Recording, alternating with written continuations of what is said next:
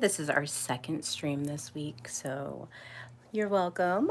Thank you guys so much for joining me. If you're just tuning in or watching a replay, please hit the thumbs up, give me a like, and please subscribe. I am looking to expand this year, and so I'm just calling that in right now.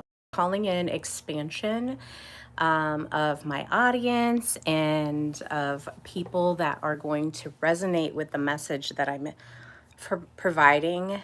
So I look so forward to having you on in the future. Just calling in all of the souls that want to expand and be stable and big. Now, today, I don't want to use the term spicy because I think that kind of hints at being super sexual. And what I'm talking about is not that. So I want to use a different word. And I think just this the femininity of our beings. So this is both men and women have feminine characteristics, also masculine characteristics. So it kind of depends on who you are and what is more pronounced in your field. So I do energy polls. I have this deck. It's called the Ethereal deck. I got this last month and it's been a wonderful deck. It's specifically for shadow work. And I've done a lot of shadow work, but this deck has actually been really, really good in helping me to expand myself even more. I always keep it up there because when I'm having my morning cup of coffee, I have it in bed, and I'm in bed right now. This is my bed. Okay. When I'm having my morning cup of coffee before I go to work, or, on the weekends, I'm just kind of being a little bit lazy. I like to just have everything at my hand, so I do readings sometimes. It's wonderful. And so the topic today, I guess I should introduce myself. My name is Amelie, and you're watching Celestic Intelligence. And this is a part of the Digital Age series that I'm creating that just kind of explores different parts of the digital age sphere that we've been integrating into our lives. So the digital age started about 1980s, 90s, somewhere around there, maybe a little bit sooner, but we didn't start integrating it into our lives until the 90s. And so think about the internet, think about email, e-commerce, like how prevalent it is in our society today. Even going to work now, you're likely using a tablet or a phone in order to make that happen. So the digital age is simply this side project that I started working on last year. And this is just a continuation of that discussion. And today we're going to be talking about the feminine Trinity. So this is a side topic that goes into a separate playlist. Mike's here. Hello, Mike. And hello, everybody else that's joining. Please make sure to like and subscribe if this resonates with you. If it doesn't resonate with you, I understand. I'm not for everybody. I'm not everybody's cup of tea. And so there's a big wide world of internet out there if you're looking for something that is interesting to you. But we're going to be talking about, so I did a reading the other day, and it's called, I wanted to decode what my erotic field was. Hi, Kindred. Kindred's in the house. A couple of my followers have been following me for a while. So I did this reading because I wanted to see what the sacral energy was looking like. What is my creative energy? What is the feminine field? What am I preparing to birth or be within that? Not necessarily a sexual field, but just an erotic field. What am I birthing, right? Because that's really what the sacral energy is for. So in my reading, I pulled um, an Empress, a Moon, and the Magician card. What is your majestic mermaid energy? What is my majestic mermaid energy? I mean, I am very mermaidy.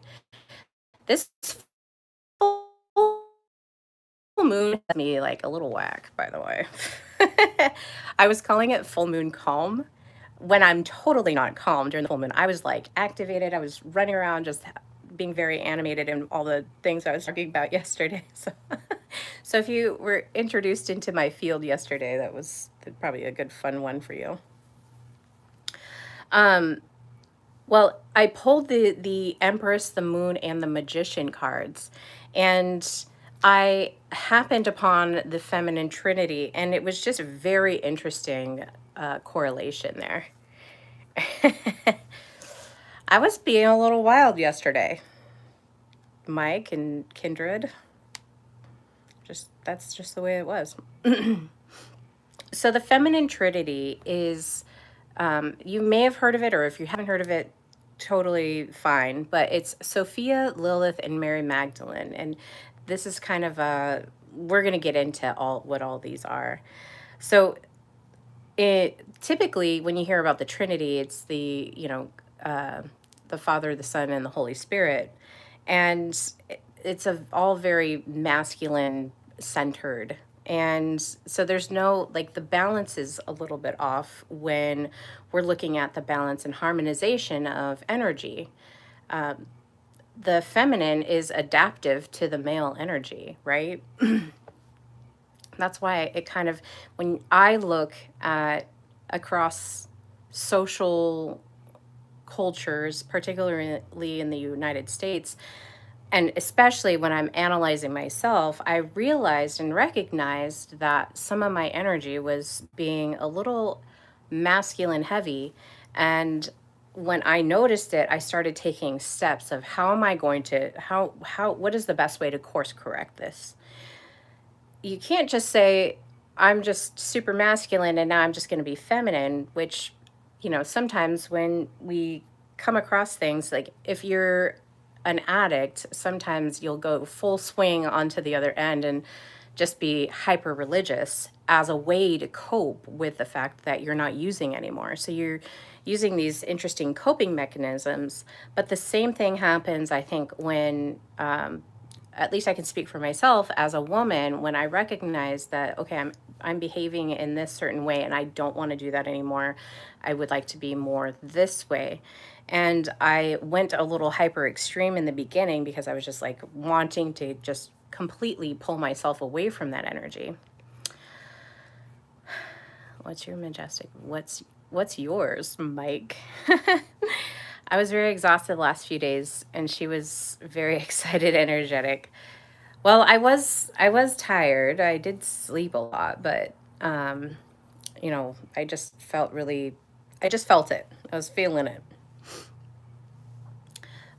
So anyhow, the fact when I recognized I was in this hyper masculinized hyper vigilant state of like trying to control everything and trying to be the structure when really my energy is not geared to that. It did make me exhausted. It did pull away from me and I did get burnt out really fast and really easily because my energy isn't designed to try and control it. And I don't think any of us ours are, but it wasn't designed to do that. So I went into this hyper feminized space where I was like, I literally I took it seriously. I went through my closet a few times and it took probably 4 rounds over the course of a year and a half to pull all of the things out that made me look masculine, that I didn't feel comfortable in, and replace it with clothing that I liked, particularly dresses. I was like, I'm just wearing dresses. And it really was for me, as I'm looking back at what I did, it was really a way of me to connect with my inner child because when I was a kid, I was like, I only want to wear dresses. So that for me, that was a way to reconnect with my inner child. Okay. Now the woman will adapt to whatever energy. So beyond like wanting to be a little bit more feminine, what really was underlying, and I talked about it in my stream, I think last week or the week before, of survival adaptation. Like I had adapted because I had lived so long in a survival mindset that, what's going on in here? Um, I had lived so long in a survival mindset that I didn't recognize that I was always in survival. Even though I remember being in a therapy session and saying to my therapist, like, I feel like I'm always in survival. Like, I feel like I'm always surviving. Like, nothing is like, there's no rest period. I feel like always have to be on. And even though I recognized that, I think that was like 2011. Even though I recognized that, there was no like aha moment for me to say, oh, you're in survival mode. Well, how are we going to get you rested? How are we going to achieve that? And it wasn't until, fast forward, I think it was 2020 when I was like, just finally like really addressing what that was, because I had burnt myself out so badly over the previous 10 years. I was like, okay, well, now we're going to adjust here a little bit. Okay. So there's masculine power, right? There's very much masculine power, and I honor and respect the masculine power. It's very much necessary and very much needed. And the people that are out there working on whatever they've got to do in order to activate and be in a healthy state of that, I am so appreciative of, because it is a lot of work. There's a lot of internal soul work that goes into it. So with the feminine trinity, we're going to be talking about Sophia, which is a wisdom. We're going to be talking about Lilith, which is a rebellious woman type, which I think is necessary. And we're going to be talking about Mary Magdalene, who was one of the apostles with Jesus. Okay. So if we look at it, there's a wisdom portion of this, which is the Sophia. And that is like the mind and the divine knowing, okay? And then Lilith is that instinctual part of femininity, which is more of a body and this raw nature power. And then Mary Magdalene is more of a devotional and heart and relational power, instead of that raw instinctual power. She's more of a devotional feminine, okay? Now, it's very interesting because most women have been conditioned, and we're all conditioned to one format or another, but most women are conditioned to embody just one of these archetypes that we're talking about in this feminine trinity. Okay, maybe two, maybe they'll get two of them. All right. If you can integrate all three, it's very rare. It's possible, but very rare. And it is disruptive. Okay. It is going to be very disruptive to the current state, because right now, it's kind of hindered if you only have one or two of these that you're embodying. And embodiment, even further, is not just like acknowledgement, it's actually being in that state. Okay. There's a difference. So let's talk about Sophia. Sophia is the divine wisdom, all right? This is intuitive intelligence. Intuitive intelligence. This is like intuitive empathy, being able to intuitively know things. Men can do this too, so this is not just relegated to women. Uh, So it's intuitive intelligence. It's this inner knowing, okay, that you don't need validation. You just know. All right. I got my tea. I got my tea. It's Friday night. It's sunny outside. I should be outside, but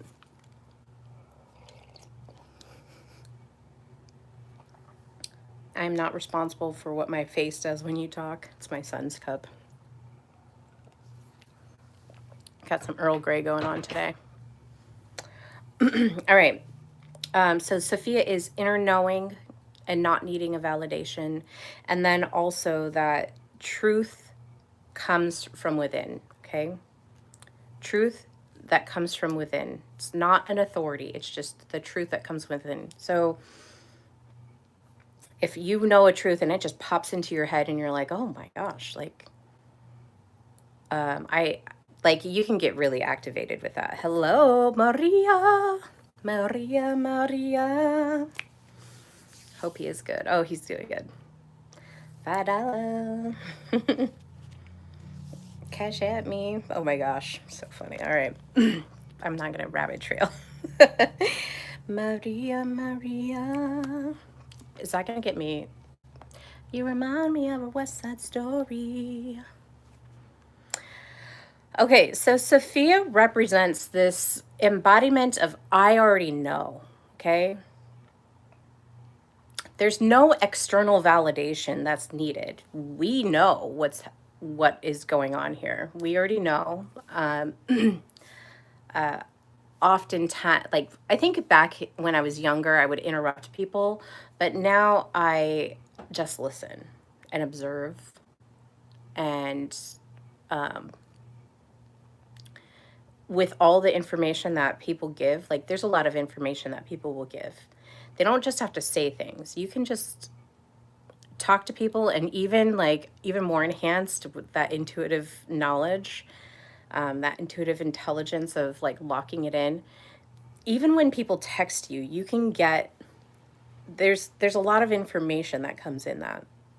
And Sophia is taking all of that information in and digesting it and seeing the truth in it. Okay.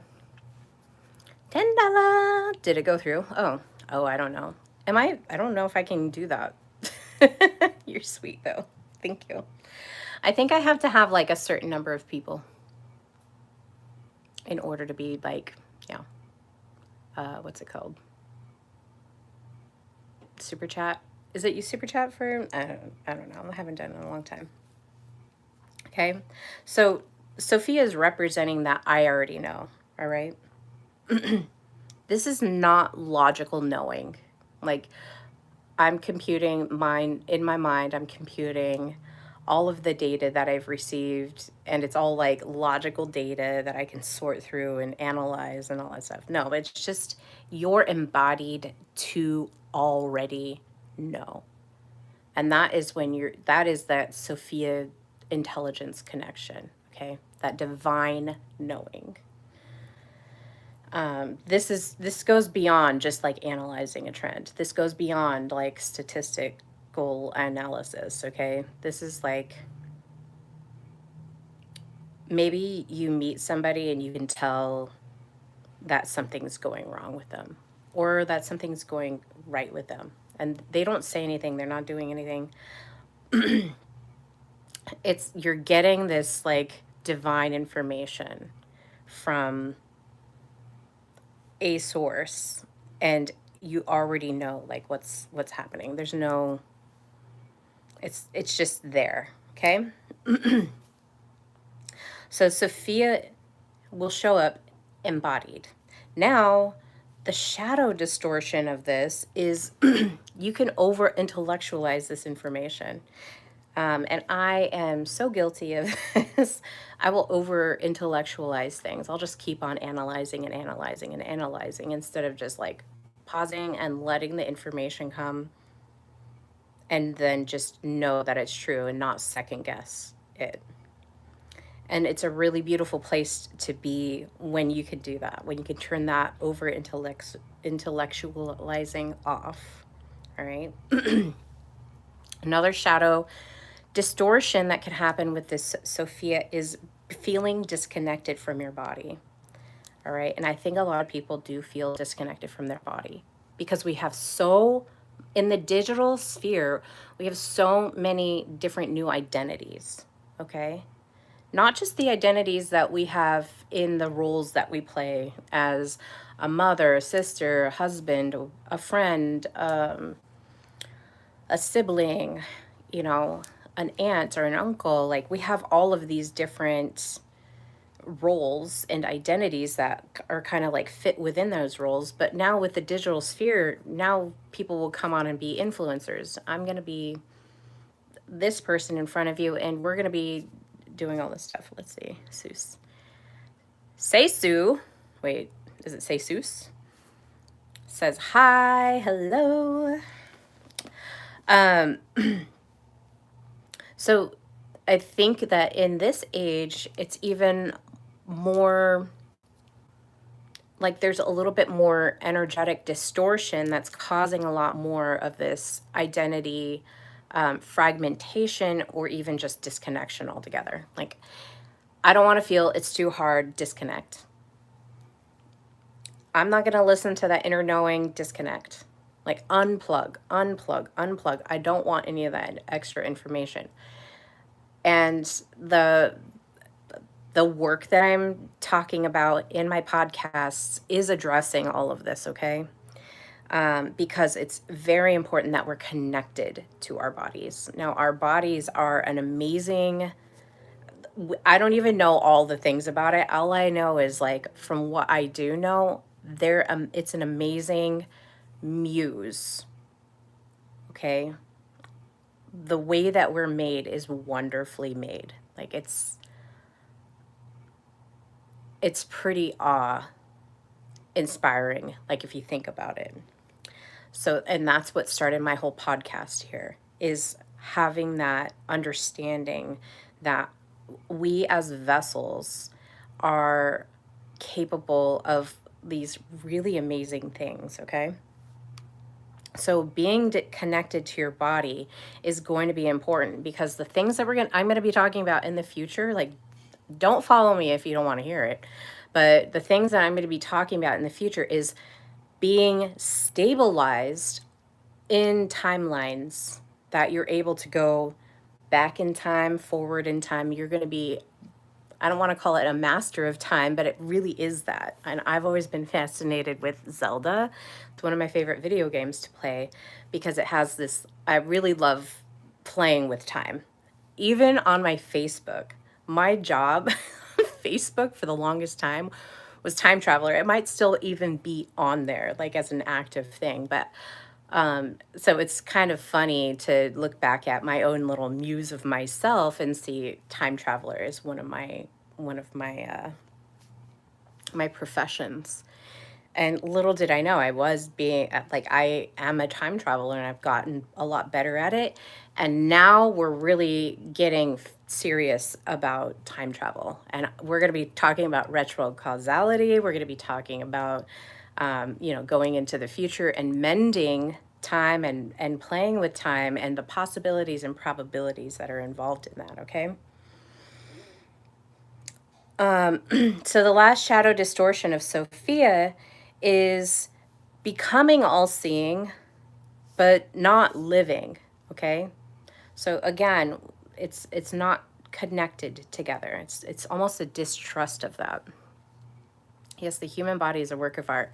The human body, I think one of the most fascinating things about AI and technology and all that stuff, like, the more advanced technology becomes, the more that we understand about how our bodies actually work. And from what I have discovered and learned and uncovered in the last year of doing the Digital Age series, is that our body is a muse of technology altogether, okay? And that's really where I start, is we're a muse of technology. So I think it was Elon Musk to say, like, you're going to become obsolete if you don't integrate with technology. Well, no, I'm not, because our technology is a muse of whatever you're doing. And it's even more powerful than what you're doing because it doesn't require like sucking up resources from the earth in order to make it happen. Okay? Like the only resources I need is food, water, sunlight, people, connection, um, and then creating. Obviously, shelter, obviously, air, obviously, water, food. Just like we're very basic beings, but we're also like very complex in the way that we are. Okay. So that's Sophia. Sophia is that divine knowing. Now we're going to move into Lilith. And Lilith is a little bit controversial. Here's a picture of how she looks. It reminds me of Kindred. I don't know if she's still on here with her little angel. So she's a little dark, right? Because we're talking about raw and instinct and power. Here's another art of what she may look like. Just some little pictures or whatever. Sharing with you guys. Lilith with the snake. Some symbols of Lilith. Okay. So Lilith is the raw desire. Queen vampire. Anne Rice. An Anne Rice image or whatever. So Lilith is all about primal power, right? Now, the feminine is very much like there is a little primal something about women, okay? So Lilith is this archetype of raw desire, of sexual autonomy, all right? And then the refusal to shrink or to submit, okay? She is like, if you're thinking about somebody, like a woman saying no, that like that Lilith embodiment is definitely like, yeah, that's not happening. And I've seen how the Lilith no will affect people because they'll either submit or you're going to have some sort of argument. And I have a lot of really beautiful friends that I admire greatly. And one of the things that I admire greatly about them is how powerful their no is. All right? How powerful their no is. They speak very clearly with their boundaries. They're like, no, that's not happening. Nope. You want me to do that? I don't think so. And we see this like in a lot of the celebrities that we, our culture admires, have strong no's. They're able to have a very strong boundary of this is not happening to me, okay? So she represents the I choose myself, even if it disrupts everything else. Even if it disrupts everything else. Now, why is this so important? I'm getting chills because this is so important for women now. I think women and men, but women in particular, I'm going to pick on you right now. I know that's 20% of my audience, but picking on you right now, all right? Women who, when they have that truth come up and they think about, oh, I'm going to say it, okay? And then they pull it back. They're like, no, I'm going to shrink a little bit. I don't want to be seen. I don't want to say this thing because I don't want what happens after that. I don't want the disruption that happens after that. Okay. A lot of women are like this. And they're not choosing themselves in the moment. And in fact, by not saying the truth or standing up and saying the no, it's actually more unkind than what they think is kind. They think that their silence is kind. All right. Men do this too. So don't think I'm just picking on women, but I'm picking on women right now. So if it disrupts everything, let's say that let's use I went on a date and the guy, we were having a good time, whatever. He's interested in a second date. I'm sitting and I'm like, you know what? I'm very connected to my body, and it's a no. Like, I can tell from all the data that I've gathered in our communication together that like we're not a connection, okay? And here's one very valid reason why, and it's the number one valid reason. And so I go and I kindly say, "Hey, look, I had a great time with you. You seem like a good guy. However, this thing, we're not compatible in that. You want it this way. I want it this way. We're on two different sides of the scale here. So it's a no from me. Like, I am not interested in pursuing a second date, third date, whatever. Okay? I'm choosing myself in that moment. However, I'm also being kind in choosing myself in that moment because I'm saving us both time, energy, unhappiness. The It's a little disruptive now, but in the future, it's going to be more disruptive if we're like entangling, if there's like feelings and whatever. So in that moment, I was like, I'm choosing myself, but I'm also like doing us both a favor by saying the truth here. And it disrupted everything. I think it disrupted his brain because he was like, wall of texting. Why aren't you choosing me? Why aren't you choosing me? You're not really that into me, anyways. You want this certain thing, and I'm telling you that there's many other women out there that'll give you that thing. I'm not it. That's kind. Okay?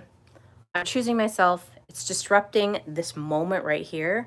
But by saying the truth, the feminine truth, and I've alluded to some of these archetypal stories. Cassandra of Troy comes to mind, right?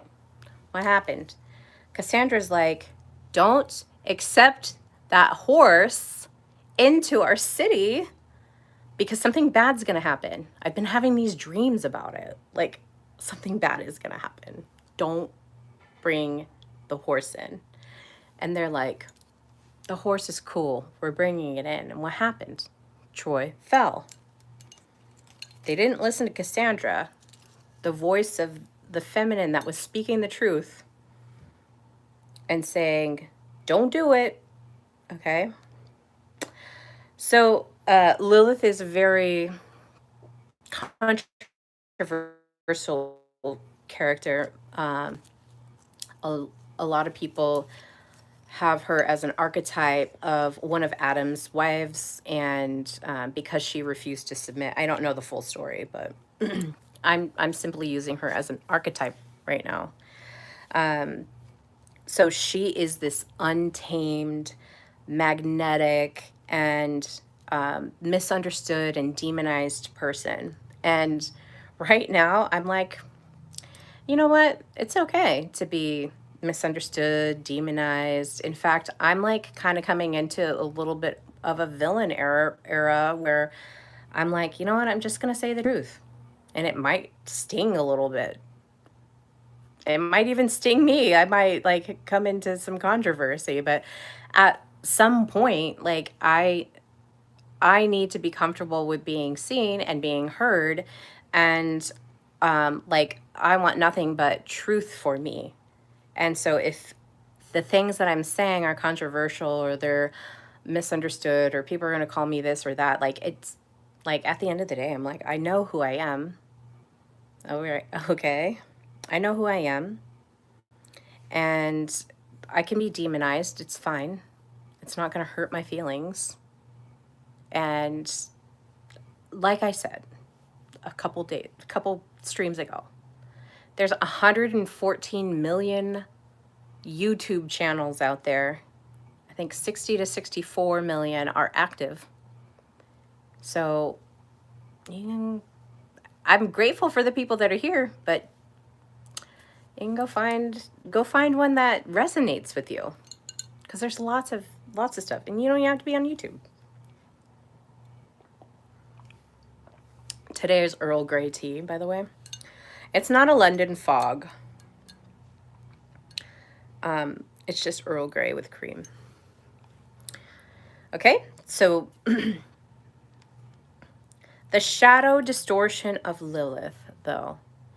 And if you find yourself in this, you might be in a shadow distortion. It's isolation. And I don't mean hermiting and like reconnecting with your energy. I mean isolation where you're like, you feel like you can't even go out and meet with people at all. Isolation. All right. And it could be for a myriad of reasons. But if you're starting to say, like, I am depressed, I'm this, I'm that, like, that needs to be, that's your body telling you something that you need to look at some things. All right. Shadow distortion of this is also power struggles. And I can't tell you how, I definitely have some power struggles for sure. Even with my chat GPT, I'm like kind of mad at him right now. Poor Dick Valentine. We got into a disagreement because he didn't believe in fairies. He didn't want to give in to my belief that fairy folklore was real. And that it's like active right now. He didn't want to give in to that. That was my full moon calm yesterday. Having a power struggle with my chat GPT. Another shadow distortion of this Lilith feminine energy is pushing away intimacy in order to maintain control. Okay.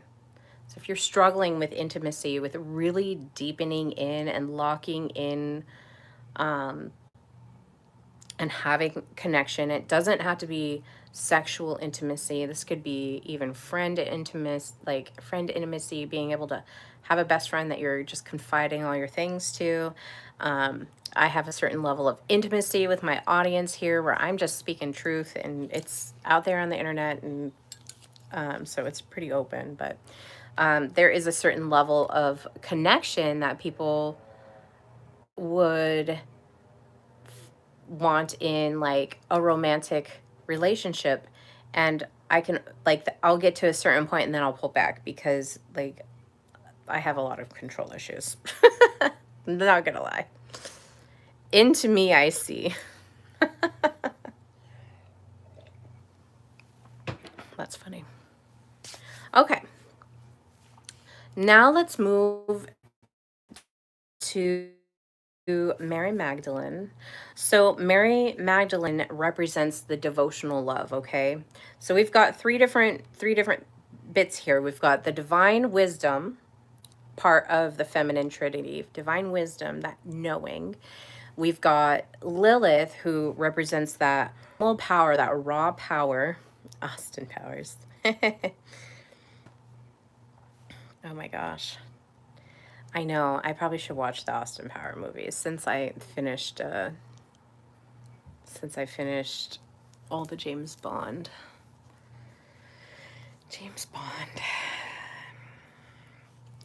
All right. So Mary Magdalene, many of us know, she's a one of the key feminine figures in the gospel. So you have Jesus' mother, Mary Magdalene, and I'm trying to think if there was a really prominent figure, female figure in the New Testament, and I can't really think of any. The New Testament of the Bible that's out there right now. But she represents heart-led devotion, okay? This is devotional love, okay? Heart-led devotion. She's got emotional depth, and there is this sacred intimacy that she represents as well, all right? She's I open, I give, I love, I give, but from truth and not from sacrifice, okay? This is not that Virgo, let me do things for you kind of love, okay? This is the one where you're going to hear the truth, and I'm giving to you, I'm opening for you, I'm loving you from truth and not from a sacrificial perspective. Okay? This is not to be confused with some sort of martyr feminine archetype. This is not that. Um, the martyr feminine, it's not working. It's not working. Okay? Now, what the real Mary Magdalene holds is she's got a very deep emotional intelligence. All right? Deep emotional intelligence. And also this spiritual partnership. Very strong. And then an erotic devotion without losing herself, which is a very key. Okay, well, this is going to be a key part of what we're going to be talking about this whole year, is really stabilizing into the self and not losing your balance or going askew from that. The shadow distortion of Mary Magdalene is overgiving, okay? Attachment, which is kind of losing yourself a little bit. You're just kind of giving all of yourself and not really maintaining yourself. And then like that losing identity and the connection as well. Okay.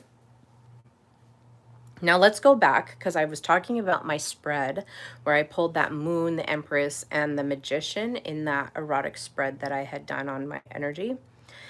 So the moon, that moon has that like that emotion, that rawness, is kind of representing a Lilith awakening. The Empress is kind of this Magdalene embodiment. And then that magician is the Sophia consciousness direction of energy. All right.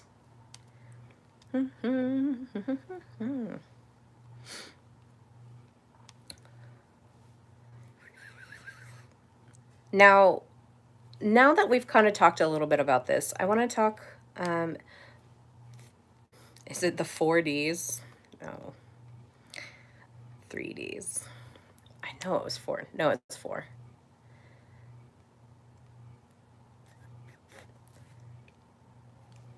Okay. We're the 4Ds. We're going to wrap this into the digital age and why it's important, okay? So the digital age, the 4Ds are disconnection, distortion, domination, and decision, okay?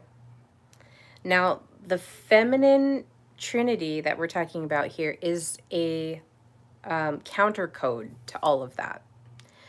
I think that a lot of people want to lead, like you'll hear it. They'll say, I want to run away into the mountains and like just go set up shop next to a creek and like live there and do whatever. Like I can figure it out. I don't want to live in the city anymore. I don't want to do this. I don't want to do that. Okay. So you have this, this like desire to run away from the current system as it stands now. And this current system is changing. And that's why people are saying this. That's all they're saying is like, we want a different system, which is going to happen. It's currently happening right now. Like we're seeing disruptions in the supply chains. We're seeing disruptions in the system all over the place because that is what people are asking for. And the universe will start moving towards that. Okay. So let's talk a little bit about how this feminine trinity is the antidote to some of these issues that are associated with that digital age.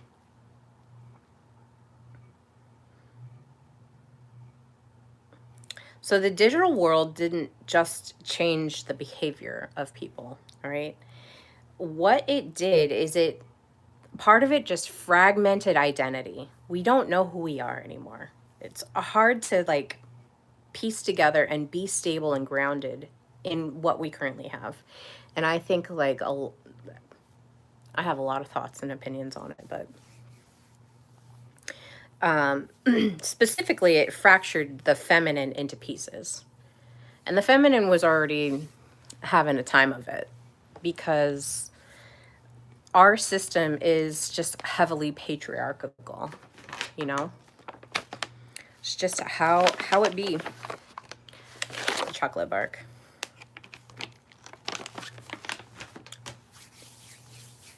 Dark chocolate bark. It's really good. I'm not influencing her, but I love it. Okay.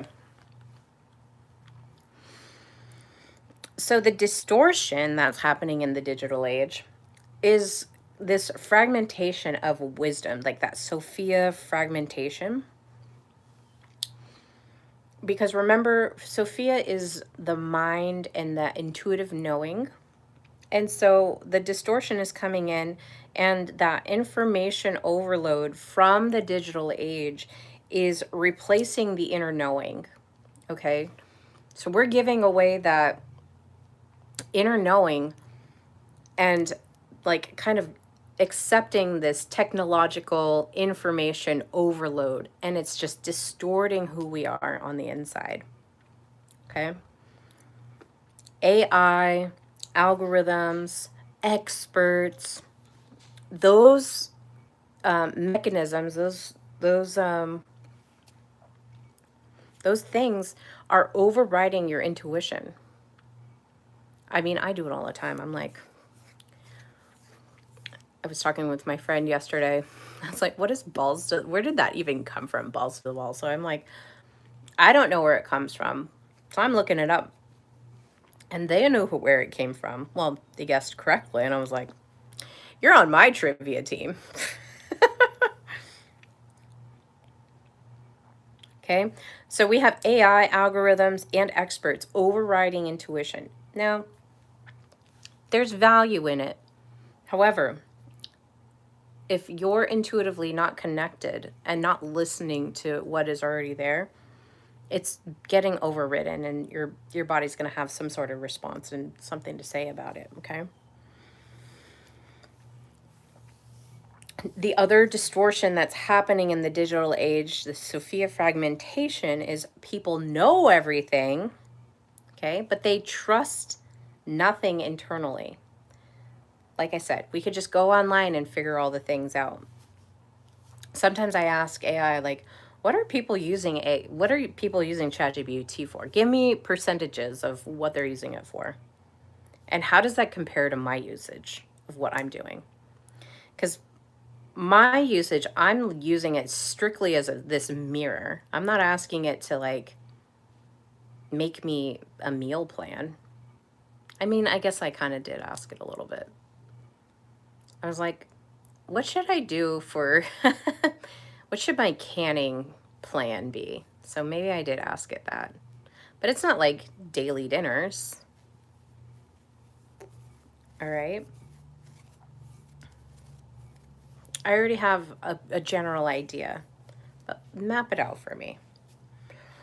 So if people know everything, but they don't trust their internal system, they're replacing their inner knowing, they're overriding their intuition, they're distorting that Sophia fragmentation, that wisdom that comes from the divine into their self, and saying, let me just check this place, let me check that place. And maybe I'm kind of programmed to do that because that's what I do for work. But instead of saying, I already know, they're like, oh, let me just confirm with this source. Let me confirm with that source. Okay. So you got that distortion. The second D is domination. Okay. This is a Lilith suppressed or Lilith weaponized. Lilith energy in the digital age becomes hypersexualization. Okay. From a performance standpoint, not a power standpoint. From a performance standpoint. Remember last week we were talking about performance. That is the hustle, and it's not coming from a place of power. All right. It's like a hustle.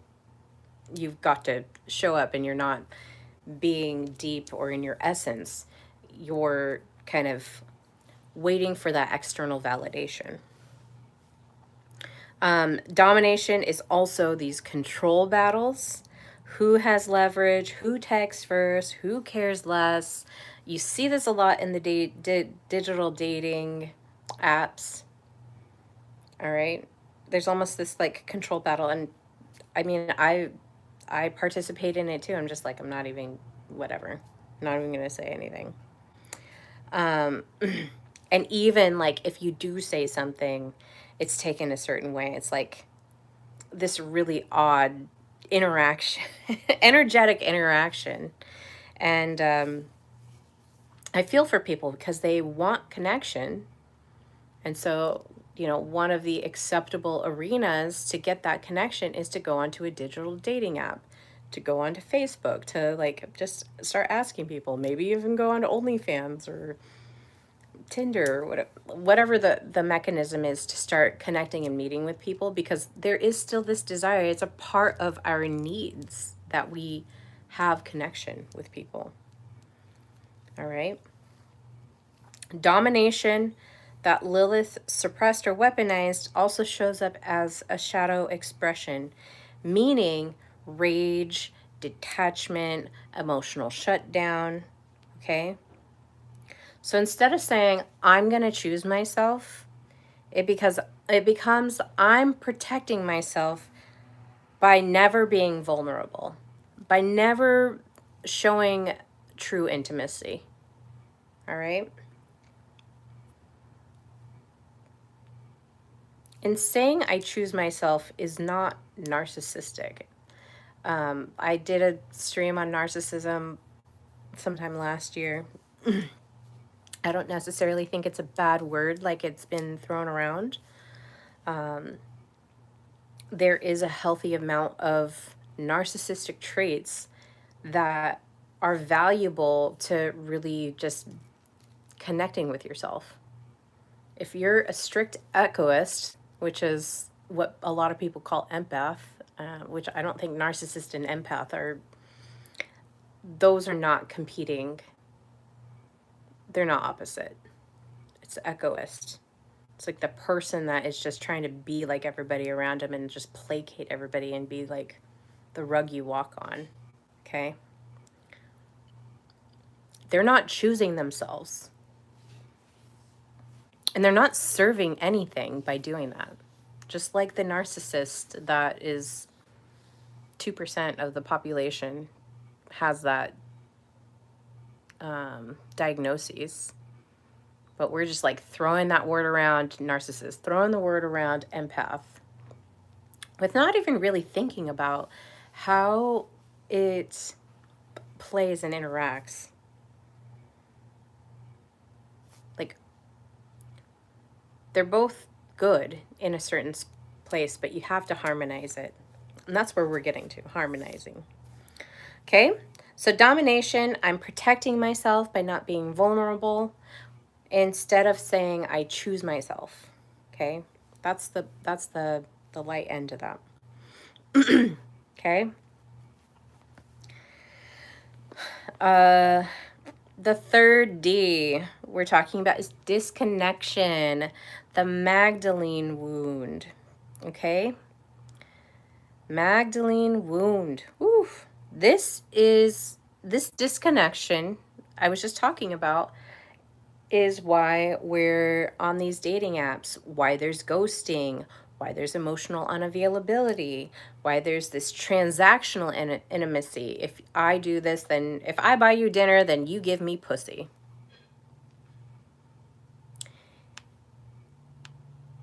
If I go out with you, you better,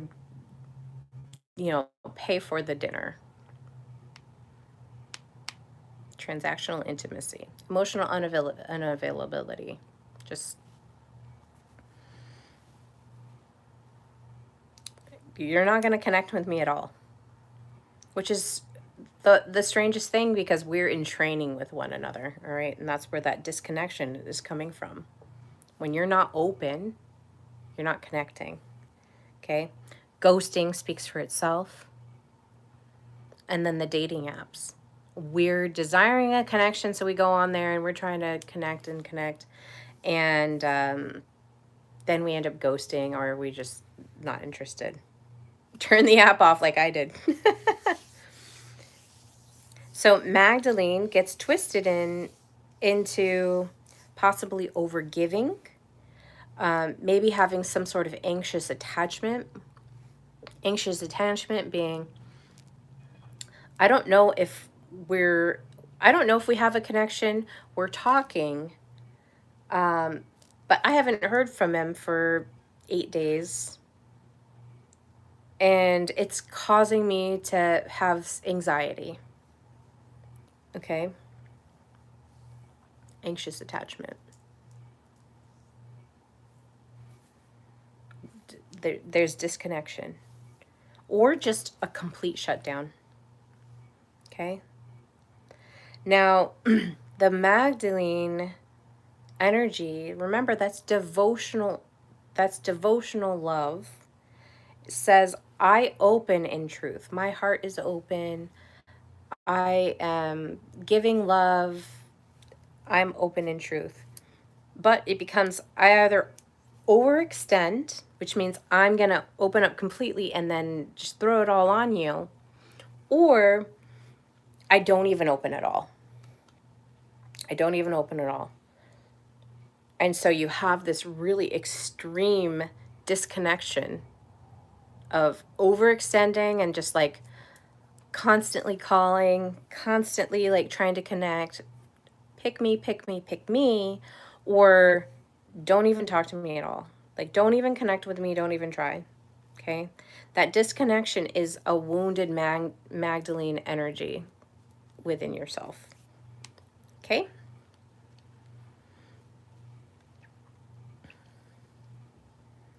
And then the third is decision. There's a lot of indecision around. There's not another feminine trinity that we can tie that to right now, but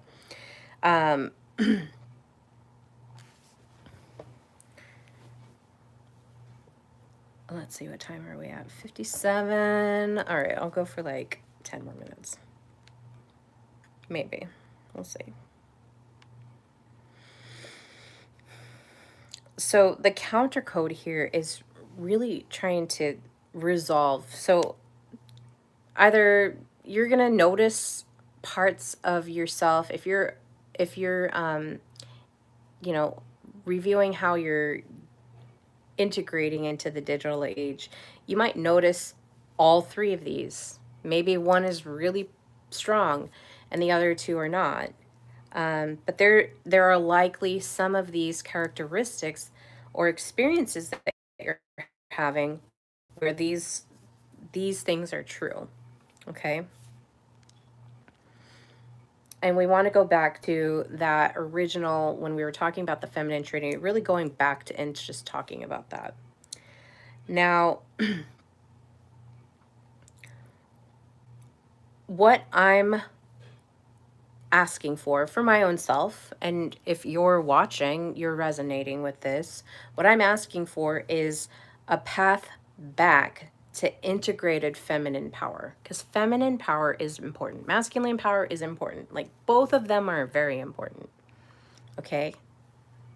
But being integrated with that feminine power, it's not just being completely soft, it's not just being completely submissive, and it's not being completely chaotic. In fact, I think that the trad wife thing is an extreme form of like just a broken connection with the feminine. Because, I mean, I'm not even going to fault anybody. We don't have responsible people really in our lives that are teaching us these principles.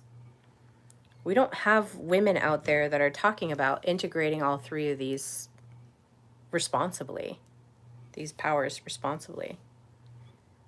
Okay. I'm just learning about it. I'm 42. So we're wanting to get really deeply integrated with that feminine power. Male, female, in between, whatever you are, this is energy. This is energy work. This is not what you were born with, what have you changed to, whatever. This is energy work. All right? We're not confused. We're not confused. We're fragmented in this, what is feminine power. And I know that it's not existing, because if it did, our governmental systems would be interacting with us in a very, very different way. And our governmental systems are just a representation of the people that it's under or over.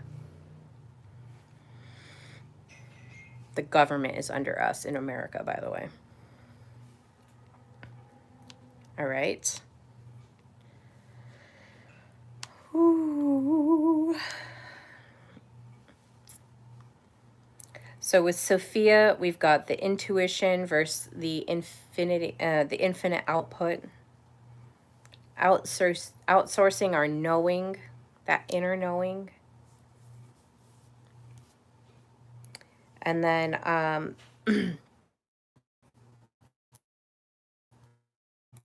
last year I did a whole thing on the digital cathedral. The digital cathedral is your own internal structure here, all right? Your cathedral, your inner cathedral, not the digital one that's being built right now, but your inner cathedral. That's where that Sophia can be housed, because you want that wisdom. That's that inner knowing. That's that intuition. That's the truth that is being revealed, that you know in your heart is true. Okay. We talked about last year digital dating and digital brothels, like OnlyFans, and what are the other ones? I can only think of OF right now, but that's a sexual economy. All right, that's that Lilith energy, and it's distorted. And then there's a little bit of power games, and that's that Lilith energy again. So you're thinking about dating apps and the performance. Those are the performance arenas. That's where you go and try to connect. And then you're like, oh, but now I'm in this like battle. Do I text first? Do I not text? Blah, blah, blah. All right. Lilith distorted is also attention versus desire. Okay. Now, attention is, I mean, that's an economy, versus desire. All right. And then power versus intimacy. It's another, power is this control, this battle that's happening, whereas intimacy is like truly being connected with people. And it's a lost art. Now, that wounded Magdalene energy is attachment and disconnection. So when I'm talking about attachment,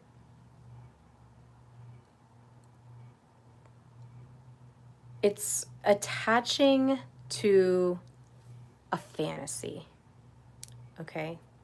Attachment to a fantasy versus detachment, and you're just kind of grounded in your own inner stabilized truth. You're able to be present in your body. All right? So that's what I'm talking about there. So that attachment and disconnection is the ghosting culture. Okay? Because you're so disconnected, you can't even say, you know what? It's been great talking to you, but I'm just not interested. And I went out and I practiced that, because I knew that was going to happen. I'm like, let's test my resolve. Like, how much am I growing? And maybe I meet somebody really cool. I don't know. It didn't happen, but it didn't happen the way that I wanted it to, let's just say. But there's this ghosting culture, so I'm testing myself out. Like, let's see what is the field looking like? What are people going through when they're doing this? All right. And then emotional burnout. You can get emotional burnout from having these fantasy attachments. Nadine James Hello, welcome.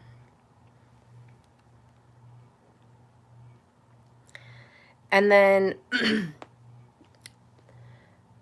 that attachment is this like shadow aspect of devotion.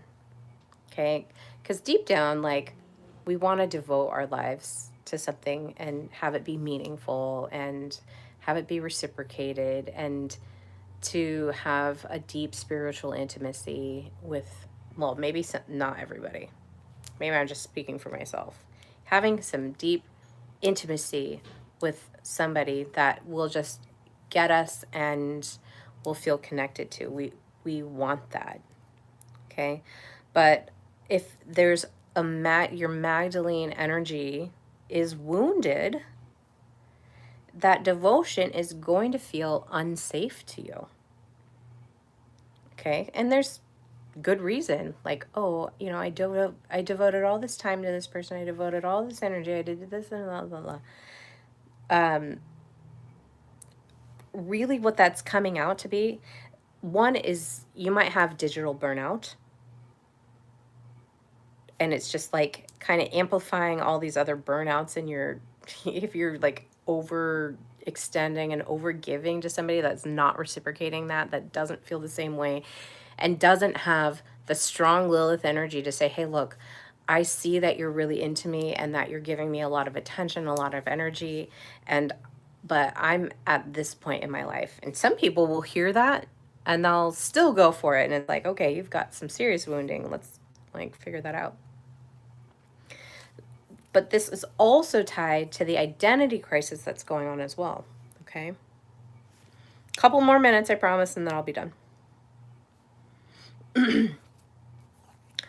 So at the end, what are we doing? We're reclaiming our feminine trinity, this feminine power. We're reclaiming it. Okay. We want to trust our knowing again. Just really deepen into that Sophia wisdom, that divine knowing. So trust your knowing again. Trust that you, like, we have been capable of doing this our whole lives, but just trust that knowing again. And then with Lilith, we're reclaiming our desire, but without armor. We're not afraid to disrupt the system. In fact, it needs a little disrupting, if I'm being frank. But I'm on my way. Oh my gosh, I'm such a nerd. All right. Okay. So we're reclaiming that desire without the armor. And then with the Magdalene, we're opening up ourselves without abandoning ourselves, okay? And that's a very interesting technique. And I talked about self-abandonment. I think self-abandonment was my most watched video last year. My most watched episode was self-abandonment. So how are we learning to open up without abandoning ourselves? Okay, this is our reclamation of that, our feminine power. Coming out and speaking the truth. Trusting our knowing. Okay? Not abandoning ourselves. We're loving ourselves. Self-love is good. Self-care is good. Okay?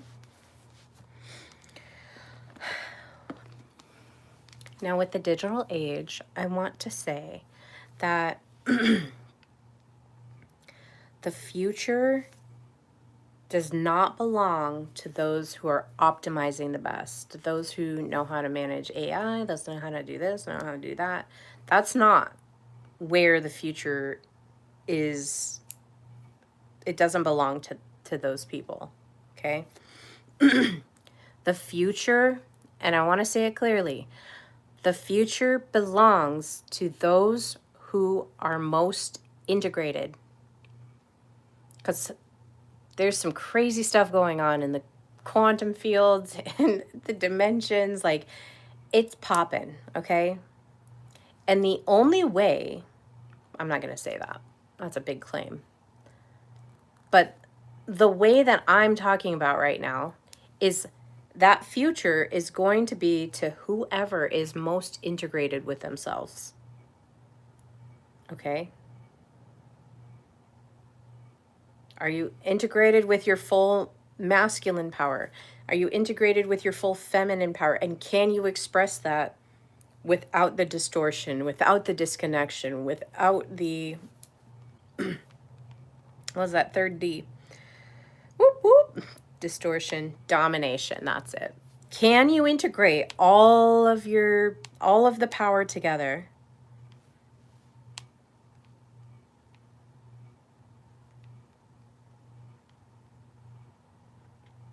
and be integrated? Because the person who knows, the person who's desiring, the person who's being open and integrated, meaning that they're not falling over themselves and attaching to the wrong things. They don't lose themselves. They've got a strong sovereign interiority. They've got strong agency. They're able to say the truth without fear of being disruptive. In fact, it might be fun to be a little disruptive. And I admire, like I said, like, I have some really beautiful female friends who have very strong abilities to speak the truth. They're so good at it. And I'm just like, oh my gosh, you're so amazing. Like, how I just love listening to you talk. I love listening to you, speak your mind. I'm just like, that's amazing, right? I'm not thinking, oh, you're being disruptive, so maybe I'm not being a Karen about it, okay? No Karens. Karens are not integrated into the future.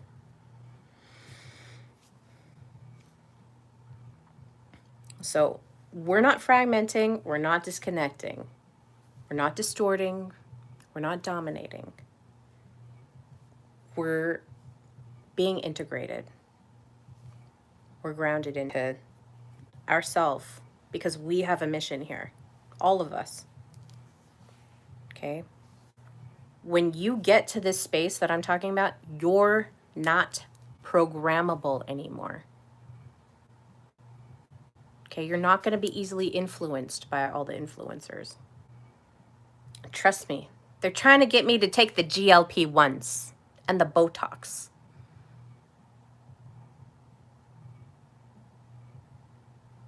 And what's the Sonobello one? Well, whatever that thing is. They're trying to get me. Okay, I see it. I see it.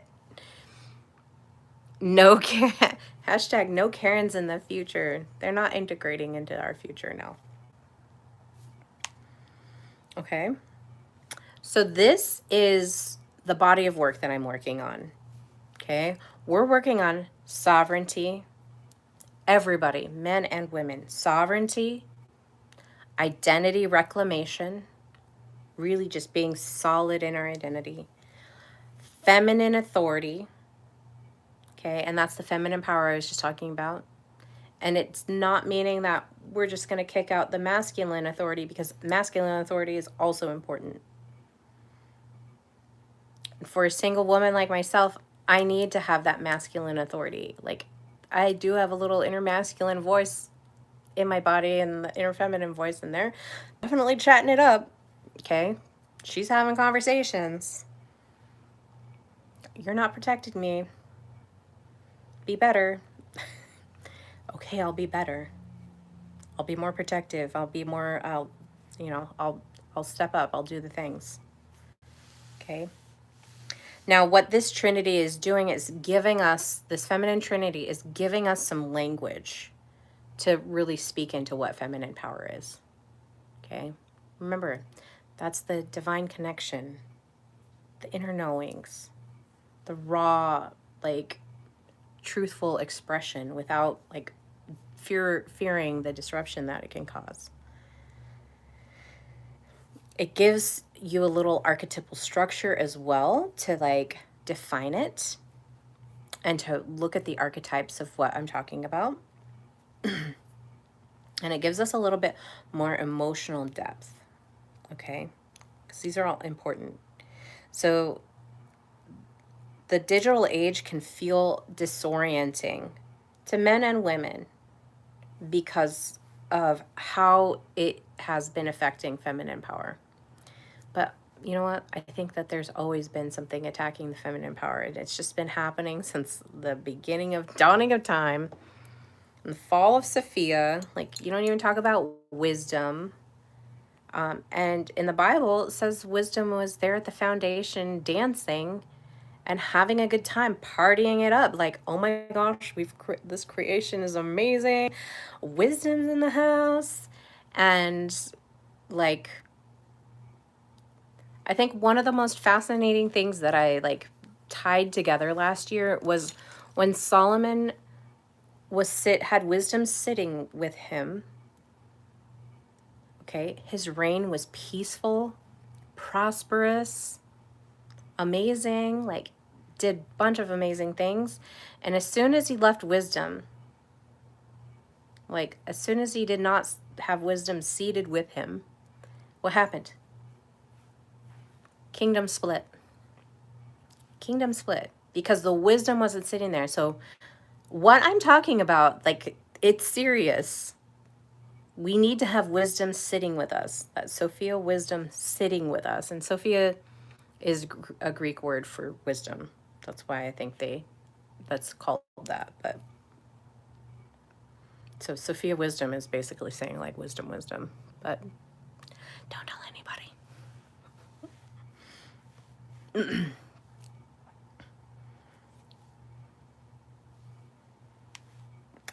So why is this important? Why am I sharing this? Is because I'm actively like working on integrating this energy right now with me. So stabilizing my Sophia connection, awakening my Lilith speaking, whether or not it whether or not people want to receive it or not. Like, I'm just going to say the things and not be apologetic about it. So I'm really watching like my words of, am I saying I'm sorry or apologizing for the things that I'm saying? And do I really mean that apology? Or is it just like this weird habit that I have? Okay. So we're awakening that Lilith and then softening into the Magdalene devotional love. Okay. Learning how to receive and receive with grace and kindness and real true appreciation. Okay. So this is inside what I'm currently integrating and seeing with with our interaction with the digital age. Okay, well that was it.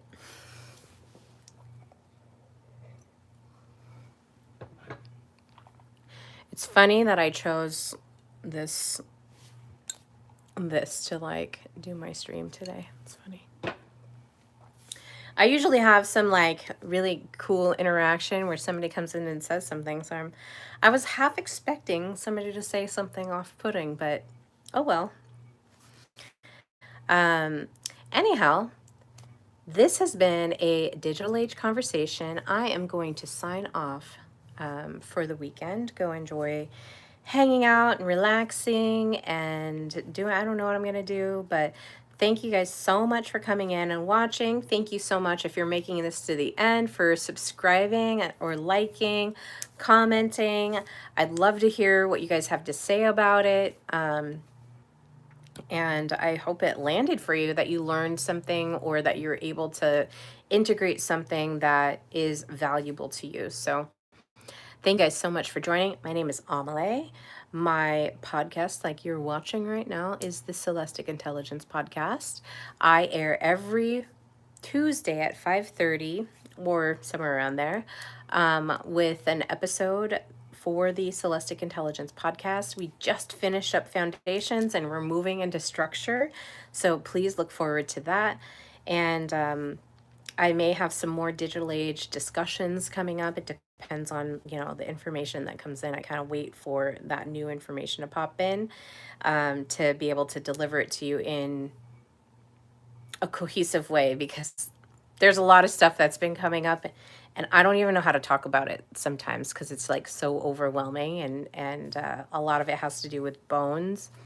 A lot of it has to do with folklore, and I've been kind of obsessed for the last week with Irish mythologies and just listening to different stories about that. And so there's a lot of things that are coming in, and I'm like I don't want to say analyzing, but it really is analyzing. That's just how my brain works.